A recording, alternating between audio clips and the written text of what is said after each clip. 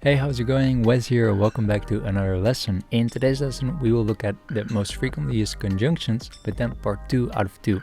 In one of the previous lessons, we learned some of the most frequently used conjunctions in Spanish. And in today's lesson, we will look at the second part of that lesson. So today, frequently used conjunctions in Spanish, part 2 of 2. Alright, now just as a quick reminder of what conjunctions are. So as we learned, conjunctions are connector words that we use to bind words and sentences together. So for example, in English, some of the most frequently used conjunctions are but, and because. Alright, so in today's lesson, we will look at about 13 more of these conjunctions in Spanish. So without further ado, let's get into it. Alright, so the first conjunction that we will learn in today's lesson is the word pues. Pues. Pues. Which means as or so. So as always, I'm also going to provide you with some example sentences so that you can see how these words or conjunctions are being used in a sentence. So for this example, we have the sentence, I couldn't go to the cinema as I was ill, which in Spanish is No pude ir al cine, pues estaba enfermo. No pude ir al cine, pues estaba enfermo. No pude ir al cine, pues estaba enfermo. I couldn't go to the cinema as I was ill. So pues is a conjunction that we use which means as or so. Alright, let's move on to the next word, which is entonces, which means so. And this is also a very popular word in Spanish. Entonces. Entonces. So for example, I cannot go with you to the museum, so I'll go another day. No puedo ir contigo al museo, entonces iré otro día. No puedo ir contigo al museo, entonces iré otro día. No puedo ir contigo al museo, entonces iré otro día. Entonces. Alright, then the next word is a word that we have already seen before a couple of times. Now, the word que in Spanish is one of those words that you will see very often, but this word que can have many different meanings in Spanish. And as a conjunction, it often means then. ¿Qué? ¿Qué? So que, without a tilde or an accent, is then, when it's being used as a conjunction. So for example, in this sentence, you have more books than I do. Tienes más libros que yo. Tienes más libros que yo. Tienes más libros que yo. You have more books than I do. So que, when it's being used as a conjunction, means then. Tienes comes from tú tienes, so you have. Más means more. Libros were books. Que, then. And yo means I or me. So you have more books than I do. Or you have more books than me. So que is then when it's being used as a conjunction. Alright, then another word that we have actually seen before is cuando. ¿Cuándo? ¿Cuándo? Not cuánto with a T, which meant how much, but cuando with a D and without any tilde or accent again. So cuando. And in this form, when it's being used as a conjunction, it means when. So for example, I like it when you play music. Me gusta cuando tocas música.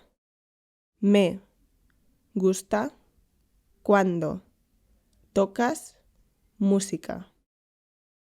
Me gusta cuando tocas música. So cuando as a conjunction means when. Alright, then the next word that we will learn in today's lesson is aunque, which means though or although. Aunque. Aunque. So for example, I like to go running although it's cold, or even though it's cold, you could also say, which in Spanish is Me gusta salir a correr aunque hace frío. Me gusta salir a correr aunque hace frío. Me gusta salir a correr, aunque hace frío. So aunque means although or though, or sometimes you could also use it to say even though. So aunque. Alright, so then the next word that we will learn is mientras or mientras tanto, which are very often used together. And mientras or mientras tanto means while or in the meantime. Mientras. Mientras. Mientras tanto. Mientras tanto. So for example, in this sentence, but in the meantime, we are enjoying ourselves. Pero mientras tanto nos divertimos. Pero, mientras tanto, nos divertimos. Pero mientras tanto nos divertimos. But in the meantime, we are enjoying ourselves. Mientras. Mientras tanto. While or in the meantime. Alright, then the next word, which is antes. Antes, which is before. Antes. Antes. El partido empieza antes de las 8. El partido empieza antes de las 8. El partido empieza antes de las 8. The game begins before 8 o'clock. So antes, before. But if you want to say after, then of course we also have a word for that, which is después. Después. Después. So instead of saying el partido empieza antes de las 8, which means the game begins before 8 o'clock, we can now say el partido empieza después de las 8, which means the game begins after 8 o'clock. El partido empieza después de las 8. El partido empieza después de las 8. El partido empieza después de las 8. So después, after, and antes, before. Alright, so then the last 5 conjunctions that we will learn. Let's look at the first one. Además, with an accent on the A, which means besides or furthermore. Además. Además. So for example, besides English, I also speak Dutch and German. Además de inglés, hablo holandés y alemán. Además de inglés, hablo holandés y alemán. Además de inglés, hablo holandés y alemán. Besides English, I also speak Dutch and German. So además, besides or furthermore. Además. Alright, then we have no obstante. No obstante, which means nevertheless. No obstante. No obstante. So it was raining, nevertheless, we went. Estaba lloviendo, no obstante, nos fuimos. Estaba lloviendo, no obstante, nos fuimos. Estaba lloviendo, no obstante, nos fuimos. Estaba lloviendo, no obstante, nos fuimos. No obstante, nevertheless. Then the next conjunction is Por lo demás. Por lo demás. which means otherwise or apart from that. So as an example, let's say, for example, that you go somewhere to a restaurant, for example, and the restaurant itself doesn't really look that good, but you want to say like, but otherwise, the food was delicious, or the food was delicious otherwise. Then you could say something like, Por lo demás, la comida estaba deliciosa. or we could also say, Por lo demás, todo estaba bien. Por lo demás, todo estaba bien. Por lo demás, todo estaba bien.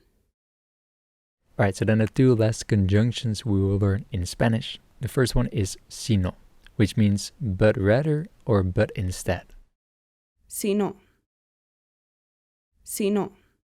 So for example, it is not red, but blue instead. No es rojo, sino azul. No es rojo, sino azul. No es rojo, sino azul. So sino here in this sentence is being used as a conjunction to say it is not that, but it is this. Alright, and then the last word of today's lesson, which is so that. ¿Para qué? ¿Para qué? So for example, I study hard so that I can pass the exam. Estudio mucho para que pueda aprobar el examen. Estudio mucho para que pueda aprobar el examen. Estudio mucho para que pueda aprobar el examen. ¿Para qué? And here again, the word que is without any tildes. Alright, and that's it for all of the most frequently used conjunctions in Spanish. Now, I know that these conjunction lessons might have taken a lot of energy from you, because conjunctions are also not the most fun thing to learn. However, conjunctions are some of those things that we use very often in any language, so it's always good and important to know at least some of the most frequently used conjunctions so that you can add them to your vocabulary and use them when you speak or write in Spanish. Anyways, that's it for the second part of the most frequently used conjunctions in Spanish. If you have any questions, please let me know. And as always, I hope that this was helpful to you. I hope you got something out of this, and I hope to see you in the next lesson. Alright, take care for now. Adios, hasta luego, hasta la próxima. Adios.